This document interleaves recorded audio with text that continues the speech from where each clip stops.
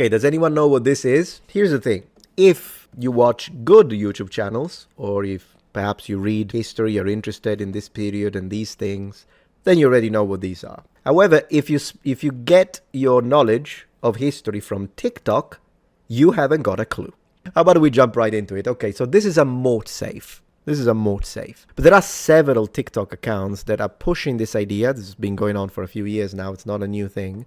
That these were medieval graves and that they were built in order to prevent the undead from rising. Some speak about the undead in a zombie fashion, but most refer to vampires. Now, I will grant you that medieval people did believe in vampires. They did believe that vampirism is a thing. We can spend a few words on it if you're interested. In fact, I have another tab here with the idea of medieval vampires that, yes, there are sometimes some burials that when you see this, for instance, this is kind of a sickle. It's the blade of a sickle. We don't know for sure that they thought this was a vampire, but it's a possibility.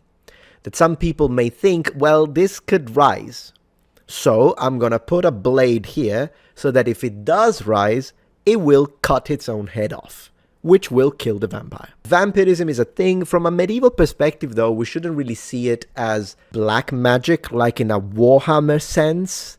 They would consider it more as a type of, it varies depending on the region, but if you look at Eastern European tales, it's perceived more as a type of sickness. So you get sick and you become a creature. It's more looked into that, but people did believe it.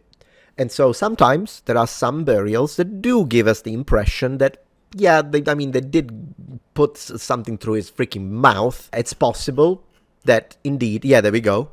So it is possible that some people did believe that. I mean, why not? Imagine some rural communities, many people die. Imagine the shock of that, right? Half of the people you know are dead because of some disease that you don't understand scientifically. And now they're dead, and then you're worried that this could have some implications, some further implications. Definitely mess with your head when something like that were to happen. So the idea that some people, particularly if they weren't very educated, because educated people in the medieval period, for instance, knew that the earth was not flat. That's one thing. Everyone who could read and write and read the classics knew that. And we can see that in statuary, archaeology, paintings. The earth is represented as a globe. But if you don't know how to read and write, maybe you live in a little rural area, and generally speaking, you're a hardworking person, but then all of these things happen after you got attacked by some crazy people because of wars, and now this, and someone tells you, hey, look, it's vampirism. I heard it from another village. They rise from the dead. Maybe they believed it. I mean, yeah, I can see that. And so if someone tells you there is a remedy, then you enter the realm of superstition. And sometimes people will believe anything. So yeah, people did believe in vampires, but this has nothing to do with vampire. You see, vampire graves, grave robbers, exactly. So let's talk a little bit about this. What a Mortsafe is, first and foremost, contextualizing it from a temporal perspective, it's a Victorian-era invention. And in fact, it's not even widespread in all over Europe. We find it initially mostly in the Scottish Victorian sphere. Could you find some cages in England? Yeah. But generally speaking, it's a Scottish thing. What were they supposed to do? They were not supposed to keep the dead in because the dead, they are rising. Fear, you see, this is a grave from the Victorian age where the fear of zombies, nonsense, and vampires was prevalent. False. It's because of robbers.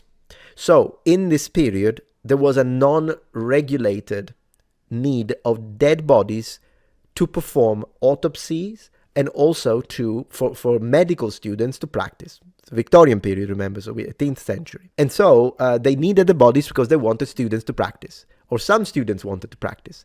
Where do they get the bodies? At night from a freaking graveyard, just pick up a couple of bodies. Now, of course, if it's your grandma, you don't appreciate that. Hence, some people started building the cages, which made it virtually impossible for a couple of grave diggers, because then it became a thing. You could sell it, right? Initially, it was some crazy, stupid students, but then some people are like, well, we could make money out of this. We could sell it, right? So we don't tell them where we got the body, type of thing. So it became a profitable endeavor. And so you're like, yeah, but not my grandma. You motherfucker, it's not my grandma. So they built the cages. Someone does it, you know, you heard of it, like, okay, how much is that? And they tell you, this is how much I paid. Okay, well, can you hook me up? Because, you know, grandma wouldn't appreciate. So they started doing this. There are various versions. Some have stones on top of it, but I'd say the most common is just the iron cage. And yeah, it makes it extremely difficult, if not impossible, for people to just do this and not get noticed, because you would have to make a heck of a lot of noise to try and cut through actual iron bars. All this is. And interestingly enough, even though I always tell you, guys, be very careful with Wikipedia, because Wikipedia tells a lot of nonsense. When it comes to this, and I really want to point this out to show you how absurd TikTokers are, the level of laziness is unbelievable. This is one of the very few cases in which it's not even a matter of a Google search, yes, but you need to find the proper article written and reviewed, peer-reviewed. No, Wikipedia would have been enough. Supplied schools of anatomy since the early 18th century. A construction designed to protect graves from disturbance. British authorities and whatnot, sometimes they had a blind eye. This is correct. Now, it's a very superficial look, the one we see here on Wikipedia. All a freaking TikToker had to do was to check freaking Wikipedia. Aren't they intriguing, though? I mean, I would want a cage like this. It looks metal.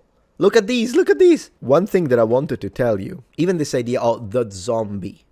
Okay, did medieval people believe in zombies? Well, here's the thing. They did, but believe it or not, if you look at medieval iconography, rather than the Walking Dead, the carcass, the corpse that walk around, right, very physical, oftentimes is a ghost. So in some medieval representations and stories, particularly when we get towards the late Middle Ages, yeah, ghosts are incorporeal, and all that, the way we imagine them. But in high medieval and early medieval storytelling, when they talk about a ghost, it's a zombie. And you can see that in iconography. Let me see if I can find some iconography to show you what I'm talking about. You know, when you see these skeletons and sometimes they still have flesh and they're dancing around, but often they are mentioned as ghosts in medieval tales. Or like when you read some undead stories, the monsters, they touch you, they take you, they bring you, they fight you, and then you need to cut them in pieces, but they're ghosts. It's so strange from our perspective, because we would imagine, well, it's all like, okay, we have the vampires, the undead, the ghosts, the skeletons, but it depends on the story, on the period, on the situation. But sometimes, I'm not saying all the time, but sometimes when they tell us a ghost story and it's a real medieval one, the freaking ghost is as physical as it gets. I do have a dedicated video, by the way, on it, where I actually read you the sources and then the tales. I'm not sure where the term wraith comes from. That could be, you know what, that could be interesting for a video.